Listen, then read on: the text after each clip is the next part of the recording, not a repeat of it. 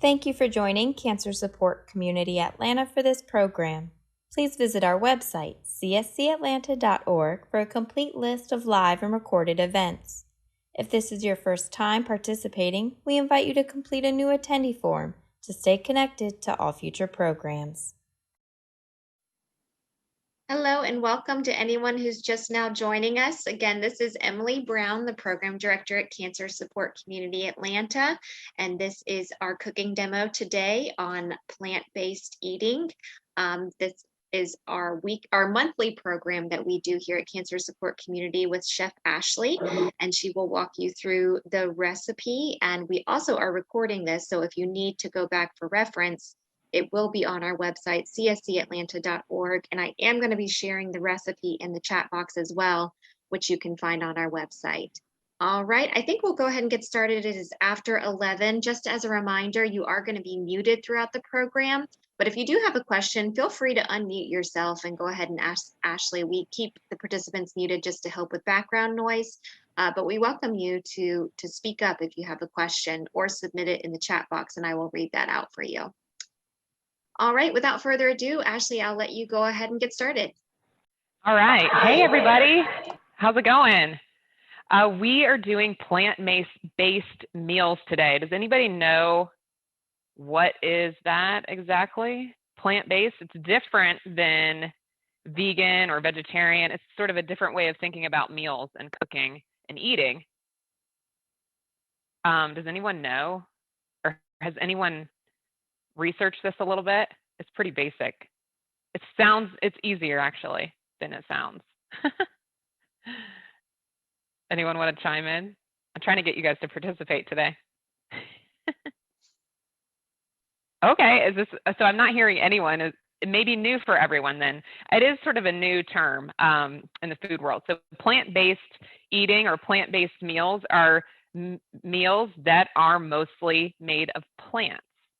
It doesn't have to be all plants, but most of the meal itself is from plants. So you'll see the recipes that we're making today have a ton of different plants in them. And that is so, so good for your health and for your digestion and for inflammation and just for your general well-being, just feeling good. We want to be mostly eating plants. So I'm going to start by making the first recipe on the handout. It's a Greek chickpea bowl with tzatziki sauce. And so I feel like bowls, the way that bowls are set up, eating-wise, are easy because you can substitute with ingredients that you already have at your house. And also you can kind of mix and match if you have people that are eating with you that don't like certain things. You can have them build their own bowl, and then they can get the things in there that they like. Like, for example, my kids, whenever we do a bowl type meal, I let them build and put together their own bowl. And that way they get the things in there that they like and they don't have to have everything. So with the bowl ideal in mind, for plant-based eating, we need a protein, right? And so we're thinking for this particular meal, it's the chickpeas. So we are going to actually roast these chickpeas. We're going to add some curry powder to them and get some really good flavor going. And we've done roasted chickpeas in this class before, but just as a reminder, they're just delicious. That's why. And they're a really good source of protein. So these are the chickpeas. I've rinsed and drained these. This was like 1 can of chickpeas. And for roasted chickpeas, you just want to make sure after they're rinsed that you dry them. Use a paper towel or a hand towel. Just get them really nice and dry, and that will help them have a crunchier, crispier texture after they get roasted. Ashley, I have a question. Is there any harm in eating chickpeas without roasting them? Not if they're from a can. You can eat them as is. Yeah, I like to maybe just warm them up a little bit, but they're fully cooked in the can. Okay. So you don't actually have to, do anything to them if you want to just have them soft. But I would recommend adding a little bit of flavor. So for these, we are going to do a little bit of olive oil. You'll notice too, I'm seeing in the bowl that some of these chickpeas have released their skin. So you can pick those out if you're worried about what that looks like, but they're totally edible and they will kind of crisp up. So I'm just going to leave them in, make it a little rustic. So got a little bit of olive oil in there. I'm going to do curry powder, which is a blend of a ton of different dry spices: cumin, coriander, fenugreek, ginger, turmeric, dill, black pepper, red pepper, cardamom, mace, and cloves, all in this one mix. So super flavorful. It's about a tablespoon that's going to get mixed in there. And then we have a little bit of salt also. So that is it for the chickpeas. Just mix it up so that the spices get well blended here.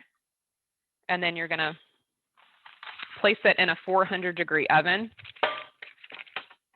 on a sheet pan. So just make sure when you put your chickpeas onto the pan that they are nice and spread out, and that will give them plenty of room to get brown in the oven. My oven is already preheated to 400. Use the convection setting on your oven whenever you're roasting anything. That will help with the dry air moving around and getting everything nice and brown and flavorful. Okay, so those go in for about 20 minutes or so. Let me see if I can get the timer going on here. Timer 20. Let's see. Start. I'm still learning how to use our new oven. Did that go? It says timer.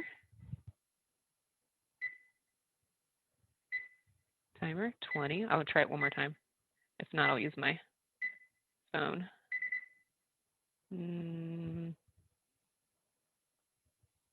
Okay. Start. Maybe it's going. We'll see if it changes. If not, I'll use my phone. It's kind of flexible anyways. It's not like you're baking a cake. I mean, you just want to, it's a real range, honestly. If you need to get it out early, you can.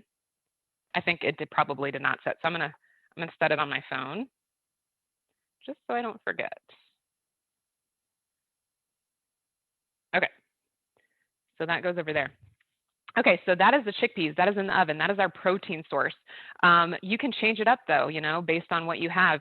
Plant-based eating, it doesn't necessarily mean you have to go anything strict. You don't have to cut out all dairy. You don't have to cut out all meat. It just means that most of your meal is plants. And if you look down, like if we were to do calculate our ingredient list here from this recipe, we have chickpeas. Those are plants. We have the curry powder. Even the things in the curry powder came from plants. All these spices came from plants. So we can count that as a plant. The olive oil was once an olive, so we can count that as a plant. Even if you go down to the bowl section, we have parsley, olives, tomatoes, cucumbers, carrots, lettuce, and then on the other side for the sauce, we have garlic, dill, all of these, lemon, all of those are plants, obviously. So we're doing really good in terms of making this meal plant-based. We have one ingredient that isn't a plant besides salt, and that is yogurt. So really nice plant-based meal here. But like I said, if you wanted to do, chicken for your protein, as long as it's not like a giant, 8-ounce piece of chicken, I would still consider that a plant-based meal as long as, most of the ingredients are plants. Ashley. Yeah. Ashley, can we substitute or add tofu to this dish? Absolutely. So with tofu, I like to flavor it. Just like we're flavoring the chickpeas, you want to flavor your tofu too. So I would do like a medium to firm tofu. Make sure you press it and get out all of that liquid, and then replace the liquid with flavor. So you could do like a curry-based marinade for your tofu and then roast it. So it's kind of like a similar flavor, but you're doing tofu instead. Or if you have a favorite way you like to cook it, Not yet. Yeah, that's why I love these bowls, because they're so flexible. The main components of the bowl, you want to have a protein. You want to have like your main body of the bowl. For this one today, we're going to be using mostly vegetables, but that could be like a grain if you want it to be a grain bowl, or it could even be a pasta. And then you want to have some kind of sauce. So with that in mind, let me go ahead and start making the sauce that we're using today. This is a tzatziki sauce. And it's the base of a tzatziki sauce is yogurt. This is like a Mediterranean style sauce. So I've already got, this is just plain Greek yogurt, which in terms of protein is kind of nice. 20 grams of protein in this one container. Obviously, you're not going to have all the sauce in one serving, but that is a lot of protein. So, so cucumber goes in next. I've got this giant cucumber. We don't need all of this. I'm going to trim off the end. And so the interesting flavor of the tzatziki sauce and what makes it unique is this cucumber. So this is just a cheese grater. Cucumber is really soft. It's mostly water. I'm going to grate this. Actually, you know what? I'm going to switch it up. I'm going to use this fine mesh strainer and grate the cucumber into the strainer. Because cucumber is mostly like water. Delicious water, but cucumber water. It's very easy to grate. This cheese grater that I have right here is not anything fancy. It's just the cucumber is so soft. Okay, that looks like plenty. So after you get that grated, you're gonna use a paper towel or a hand towel just to squeeze out the extra liquid. So let me grab my paper towel here. Let's see, I'm gonna do this. This is gonna be my garbage bowl. I'm gonna do this over the garbage bowl because we don't need to keep the liquid. So you're gonna squeeze out the extra moisture because we don't want that liquid to be watering down our sauce.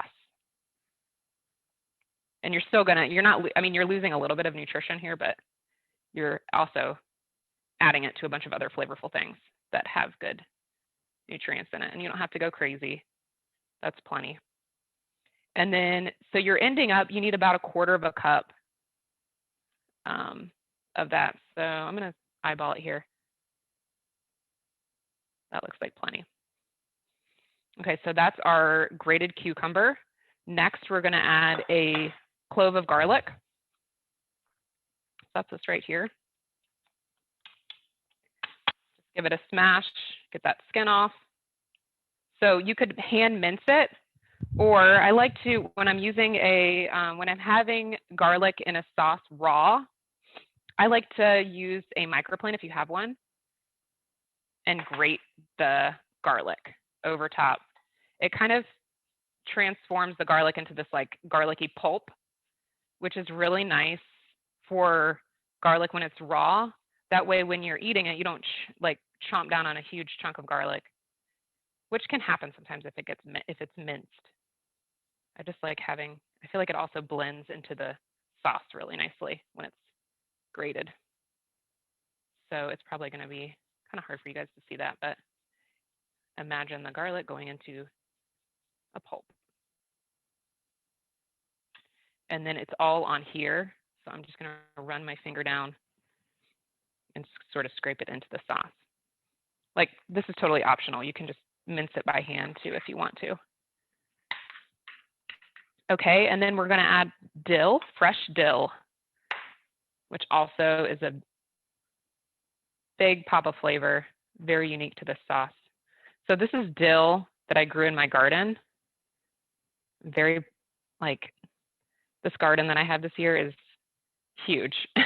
Well, not huge, but it's way bigger than the containers that I grew vegetables and herbs in last year. I have like an 8-foot by 2 by 2 foot like raised beds in my front yard this year. And these things are just going wild. I wish I could show you a picture.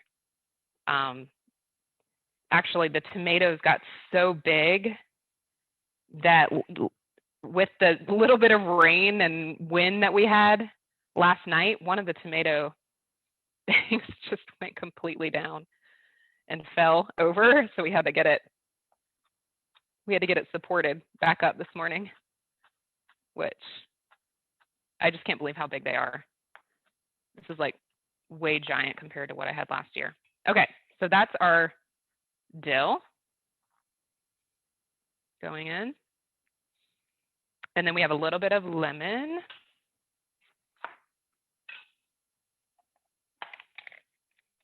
About a tablespoon. And one thing that you'll find if you end up using like a Greek yogurt like this, is that Greek yogurt is thicker than regular, standard yogurt. So you might find like the sauce is going to be pretty thick, which you might be fine with. Let's see. But if you think that your sauce is too thick, we can thin it out with either a little bit more lemon juice, or we can even just use water. It will still have a ton of flavor. Or, hey, use that cucumber water that we just worked to strain. It totally depends upon the yogurt that you have, though. Okay, so stir this up. If you leave it thick, it's more like a dip. If you thin it out, it'll be more like a salad dressing. So, I don't know. What do you guys want to do? Do you think I should strain it? I'm sorry, not strain it. Do you think I should add some water and kind of see how thick it is right now? Or should we leave it thick like a dip? Does anyone have any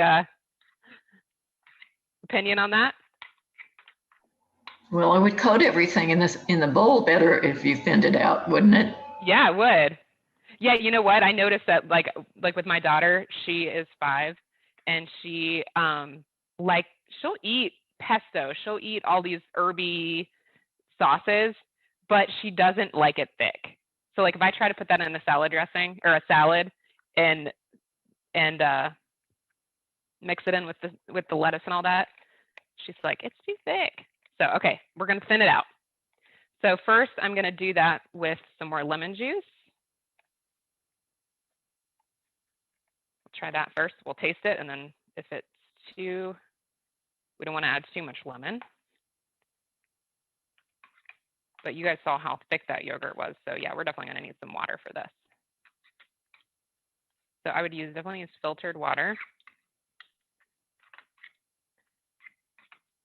We're using sink water just because it's easier, but if you're at home, you use some filtered water. And I would say that's like 2 tablespoons. It is going to stretch your sauce a little bit more too. So you'll get more of it. All right, this is looking really nice now. So it's not an exact, it depends on your yogurt. If your yogurt is thick like this Greek yogurt, you might need to thin it out. But just work with those. This is a really good way to practice, like working with what you have and tasting it. Tasting as you go, not just relying exactly on what's written on the recipe, but really just tasting it and seeing. Here, I'm going to grab a spoon and see how we did, because the recipe is not always exactly right. Yeah, you can even tell. You can even tell at all that I added that water. I'm going to actually add some more lemon, and then maybe like a touch more salt. And the longer this sits, the better the flavor develops. Like that garlic flavor will come through. It's really good, actually. I love this kind of taste in the summertime when it's hot. So good. This sauce is also really good on fish. It's got that dill and lemon in there. It just reminds me of like a little sauce for some roasted fish, salmon or something. Okay, so that's our tzatziki sauce. Really good. And then we're going to start building the bowl as those chickpeas finish up.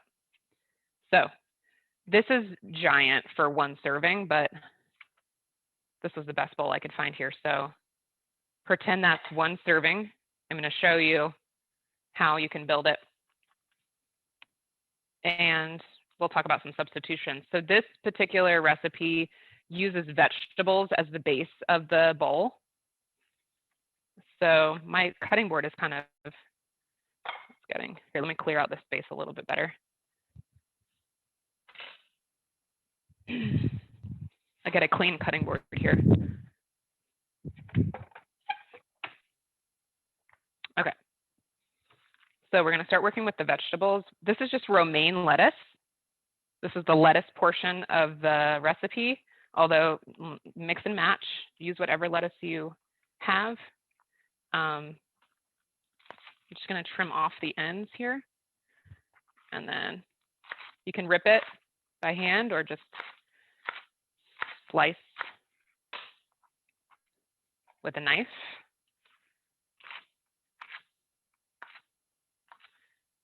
So romaine as our base.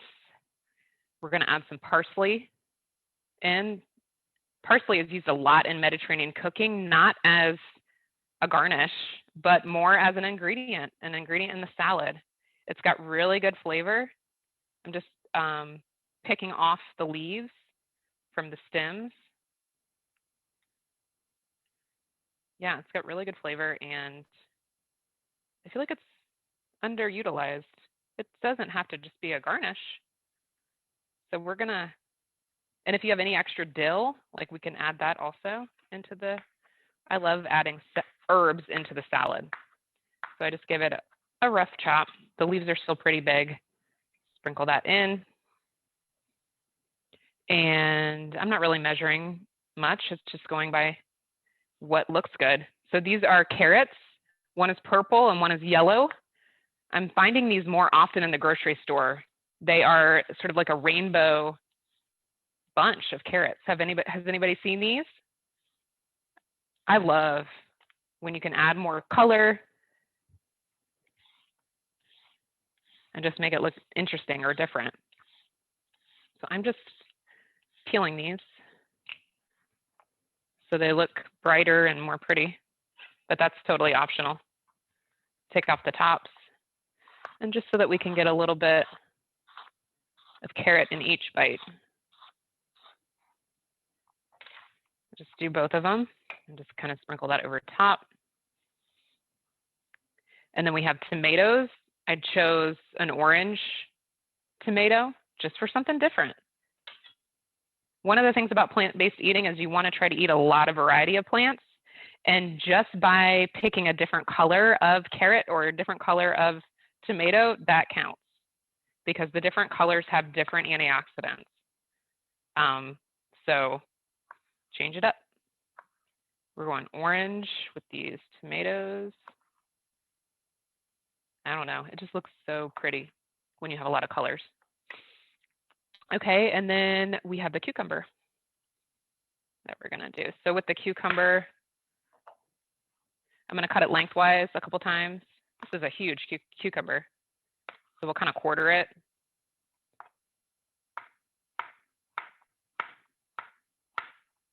And then add those in. But like if I was doing this for a lot of people, you could have it lined up with all the different vegetables so that they can build their own bowl. And then you can have it, you know, your sauce separately and your chickpeas separately. And then like we're gonna add olives. So those could be a separate thing that they could add if they want to.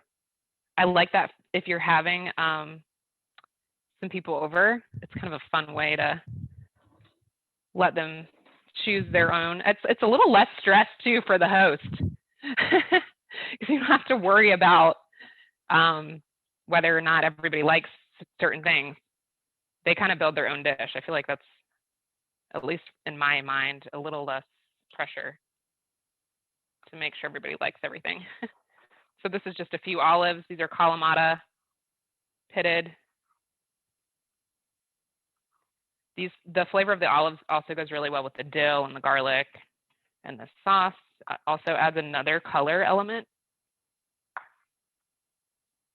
And that is it for the bowl portion. But like I said, if you have cooked quinoa, or if you have rice, or even pasta, you can absolutely add that into this dish, and it makes it a little bit more hearty. So let's see, on the chickpeas, let's check and see how much time we have. We have a couple minutes on them. I'm actually just going to look at them and see what's happening. Okay, they're doing just fine. We're going to let those, I'm just looking for a little bit of browning on those, and they could definitely stand to go a little longer. So here's the salad so far. Once the chickpeas are finished, we will let those cool a little bit. We'll add those on top, and then we have the sauce as well. All right, so any questions on that one? It's pretty easy, right? That was the part of the theme of this class. We make sure these are like super easy. And I love recipes that are flexible. And hey, if you don't want to take the time to make, let's say you are running low on time or energy, and or maybe you don't have dill or something, and you don't want to make this sauce, you can use a different salad dressing. Use like a ranch dressing from the refrigerator. It may not score as many plant-based like points for different kinds of plants, but you're still getting all these other plants in, or make a quick salad dressing. The best quick salad dressing is literally just olive oil, any vinegar that you have. It could be balsamic, white wine, red wine, and a little bit of salt and pepper. That is like as basic and as easy as it gets. Dress, you have the flavorful chickpeas, dress your salad, and that could be your sauce could literally be just like the super simple vinaigrette. Okay, so let's move on to the next recipe, which incorporates a ton of like summer flavor with using basil as our pesto. Whenever I see pesto, I think of summer. Because of all the fresh herbs and pesto. And so we're going to use a couple different herbs in this pesto that I'm making today. And so we've got basil, and this basil came from my house. And then we have parsley also in this recipe. My parsley plant is still really small for some reason. So I just bought this parsley from the store, but this is just flat leaf parsley, but you can use the curly leaf parsley too. And we're going to blend this all up in a food processor. Okay, so that was my timer for the chickpeas. I'm just going to turn them off, off, and pull them out. And we'll let them cool in the pan while we make this other recipe.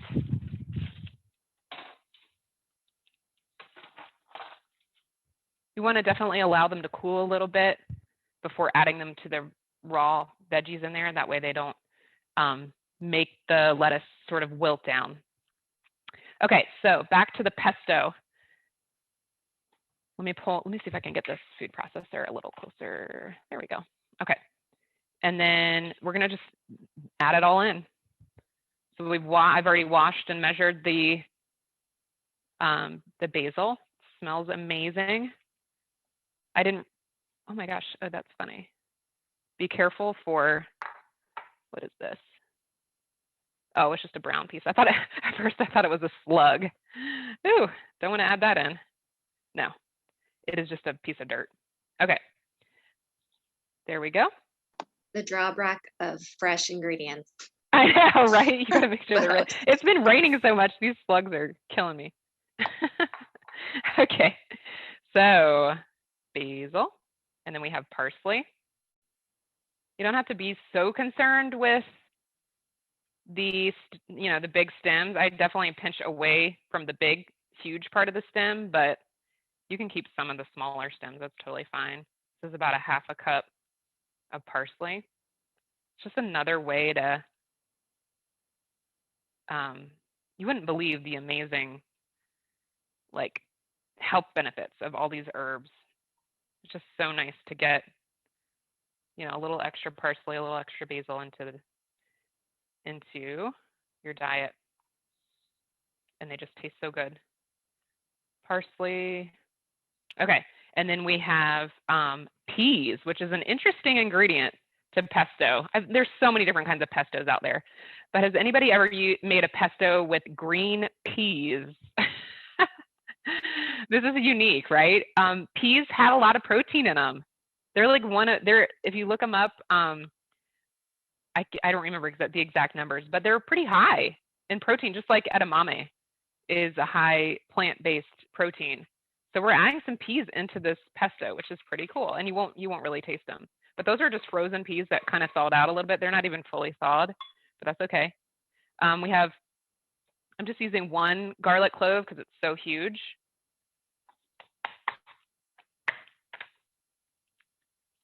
I'm just going to kind of roughly chop that up a little bit so we make sure that it gets fully chopped in the food processor. And the nice thing about pesto is that you can make a big batch of it, even more than you're going to eat that week, and freeze it. And it freezes so well. Okay, so that's garlic. Now we're on to the nuts.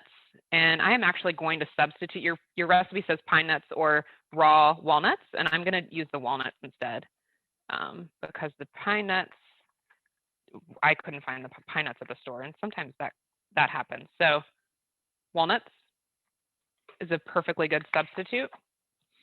And then we're going to add lemon again. Let me grab my juicer over here. I love fresh lemon. Another thing that you can freeze easily, juice a bunch of lemons and then freeze them. Freeze it in a ice cube tray, little ice cubes of lemon, and then you can pop those out and defrost them really fast and use those whenever needed. That's the same method I use for freezing a large batch of pesto, is that I freeze it and put it into the little ice cube. So it's like an ice cube of pesto. And then that way it's easy to portion when you want to thaw it out. Is there something that you can substitute for the nuts if you're allergic to nuts? I would just leave them out. Okay. I would totally leave them out. Yeah. And I'm sure if you Google, the beauty of the internet is Google like a nut-free pesto. But honestly, yeah, just leave it out. It's there for flavor, but you're still going to get the nice texture of the pesto without it. So I wouldn't worry about it. I would try it without. Okay. And then, so that was the lemon. Now we're going to do Parmesan. This is a pre-shredded Parmesan. Parmesan is another thing that you can freeze.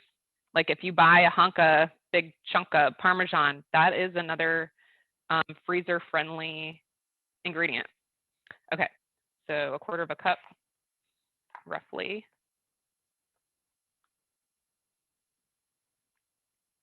Of Parmesan. And a little bit of salt.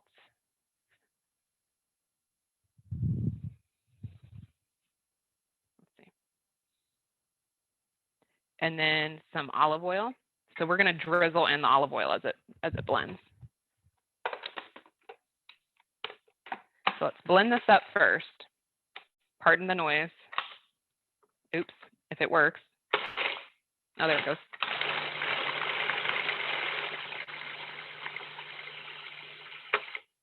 Okay, and then we're going to just drizzle in the olive oil, about 1/4 cup. So I am going to measure it just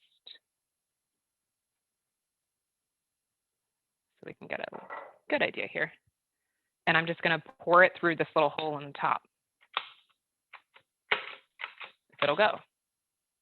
Whoops. Why did it stop?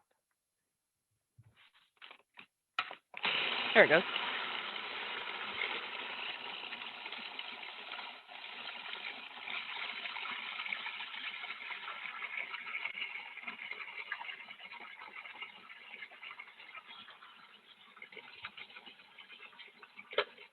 Okay, well, looks really good. One of the nice things about adding peas to this,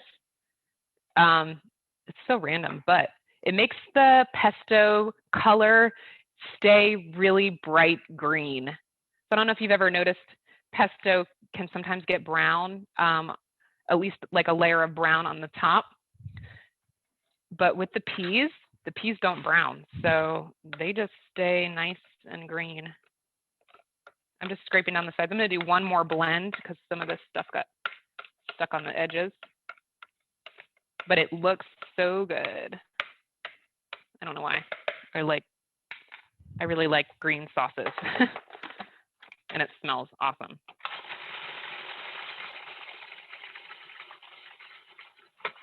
Okay, so this is another good opportunity to taste, see what it tastes like, adjust the flavors. May need more lemon, may need more salt, I don't know. It's got a lot of flavor. I can taste everything. I'm gonna leave it as it is. So I've already, in this pot over here, I've already cooked some whole wheat penne pasta. And so your recipe says gluten-free or whole wheat, and that's totally up to you. If you need to do gluten-free for digestive reasons, you know, that's definitely an option, but don't feel like you have to go gluten-free if you can tolerate gluten, because when looking at these whole wheat pastas, if you look at the fiber on here, it is insanely high. It's going to be way higher than, unless it's like a bean pasta. It's going to be, usually it's going to be way higher than like a gluten-free grained pasta. This is 6 grams of fiber in 1 serving, which is awesome.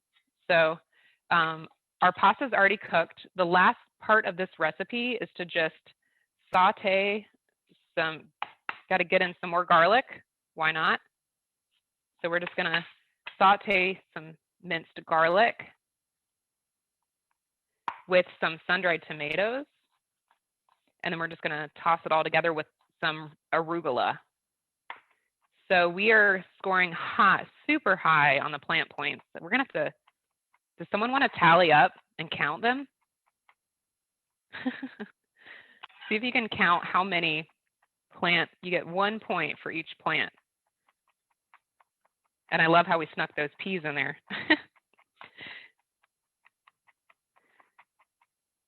Did anybody count it? I'm making you do a little work today.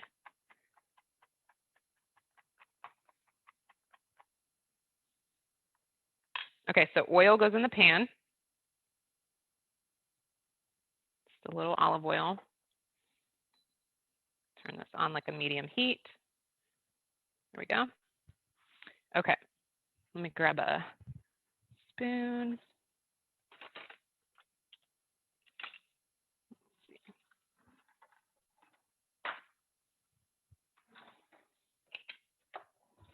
Okay, move this. Okay, all right, so a little oil goes in there. Let it warm up. We're gonna add our garlic. So we're gonna have 2 different garlic flavors in this recipe. We've got a raw garlic in the pesto, and then we've got this sort of, oh, we need to turn it down. We've got this cooked, you know, this really nice cooked garlic taste that is so good with Italian food. Be careful, don't burn the, like I can already see it browning a little bit. That was fast. My pan got super hot. Don't burn it because the garlic will get a little bitter. So just be really careful here. Only needs about a minute or so. I'm actually going to just take it off the heat and let it continue cooking right there while I get these sun-dried tomatoes ready. So these are sun-dried tomatoes. You could use fresh, absolutely. I'm just going to grab a few of these. They're big in this bag. So like, for example, this is a big chunk.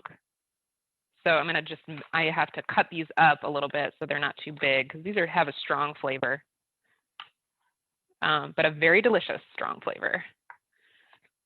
And since, you know, pesto with the pasta is fine on its own, but having another big pop of flavor is kind of nice too, especially for another, you know, for a vegetarian dish. So I'm just thinly slicing these. It's kind of like cutting up dried fruit. They're sort of got that same texture. If you're using a sun-dried tomato that's really, really, really dry, some of them are, you can reconstitute it in some hot water if it needs to be sort of plumped up. These are soft, but some I know I have bought before that are really, really dry. You can let it just sit in some hot water for a few minutes and that will help soften it up. So anyways, the sun-dried tomatoes that I bought them yesterday. You know, they don't have long of a shelf. There's just not popular in the store that I went to, and it has been sitting in the store for a while, but the best by date on these is November of this year. So, you know, they keep for months and months, but they don't keep for years and years. So if you want to substitute fresh for this, you absolutely can. You can just take your, like some cherry tomatoes or some Roma tomatoes, chop, and saute them with that olive oil and garlic, and you will have a lot of flavor as well. This is just the sun-dried tomatoes are just an optional thing if you can't find them in the store. Okay, so now I've got my whole wheat pasta. We're going to mix this all together. So, oops, I've got water down in here. Hold on 1 second. I didn't realize I had. Let me drain this out. I had cooked it earlier. Make sure you get rid of all the water. You don't want to water down your sauce. Okay. So why don't we do this? I'm going to do this in a clear bowl so you guys can see it better. Hold on 1 sec. Here we go. Okay. Pasta. This is our whole wheat cooked penne pasta. I like penne for pesto because it kind of gets, the sauce goes into the whole of the noodle, and that just really holds the flavor. So this is the garlic and the sun-dried tomato. Let me go ahead with all this. I don't want to overload the bowl, but I think I can add a little bit more. And then we have the pesto. And if you're wanting to change this recipe up, you can go crazy with the different types of pesto, using different herbs, using different nuts, using, like, there's vegan, there's some made with kale. There's all kinds of pestos out there that are really, really good. So I don't know if we need all of it. I'm going to add those 2 big spoonfuls and see how it goes. And then let's mix this. Oh yeah, I think we can add more.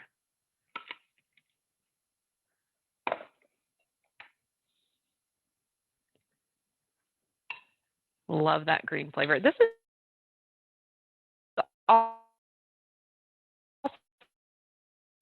also a dish if you're going to like a, letting to, you know, pack a picnic.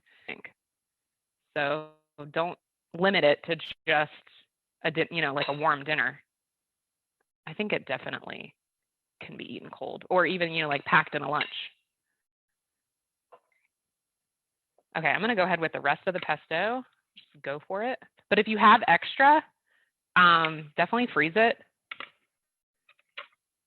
Other ways that I like to use pesto is on pizza. That is like a regular thing we do at our house at least once a week. Okay, so that's the pesto. And then this is just adding another plant point here. Why not? We're going to add some arugula to it.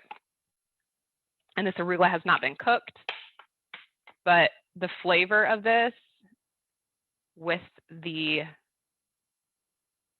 this is sort of why it reminds me of a pasta salad, because you've got this, you know, arugula in it that's not cooked.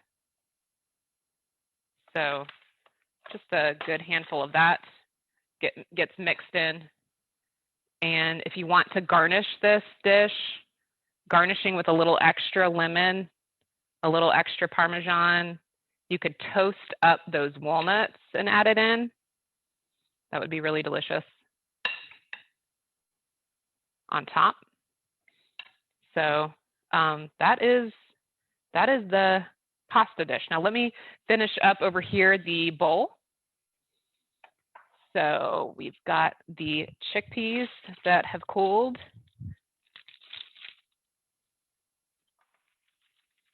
Put this back here.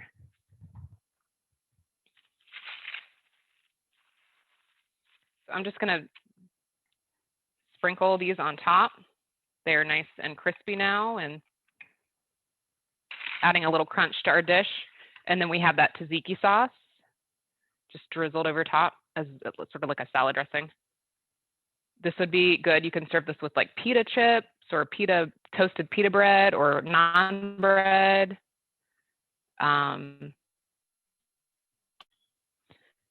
Those are bon appetit, you may eat, as my daughter would say. I wish you guys were here to eat it. Does anyone have any questions? Can you tell us again where to access the recipe online? Yes, Emily I think she knows exactly where those are on the website. Yes, they're on CSC Are you there, Atlanta. Emily? Can you hear me? Yes. CSCAtlanta.org, and it's under nutrition at the bottom of the page. You can find all the recipes for our cooking demos. I'll put the link in the chat box again as well. Okay. All right, guys. Well, if anyone has any questions. Looks delicious. Thank you, Ashley. Yeah, thank you. Great class. Thank you again, Ashley. This smells awesome. I cannot wait to enjoy it for lunch. Sorry for everyone at home. Hopefully we'll be able to meet in person soon and you can sample this as well. We are going to have a nutrition seminar next week with the Northside Hospital Cancer Institute dietitian on plant-based diet as well. She's going to be kind of diving deeper into how you can benefit from eating a plant-based diet from an oncology dietitian perspective. So definitely join us for that. That'll be next Tuesday at noon, and you can register on our website or just email me and let me know that you want to join. And thank you so much, Ashley. And we will be meeting again next month, I think on July 14th. Let me confirm that. Yeah, July 14th. 11 o'clock. Does that sound right? Yeah.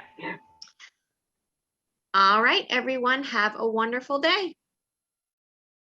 Thank you for joining Cancer Support Community Atlanta for this program. If you're interested in other live or recorded programs, please visit the online program tab of our website, cscatlanta.org, or follow us on Facebook. We'll be sharing additional information on upcoming programs.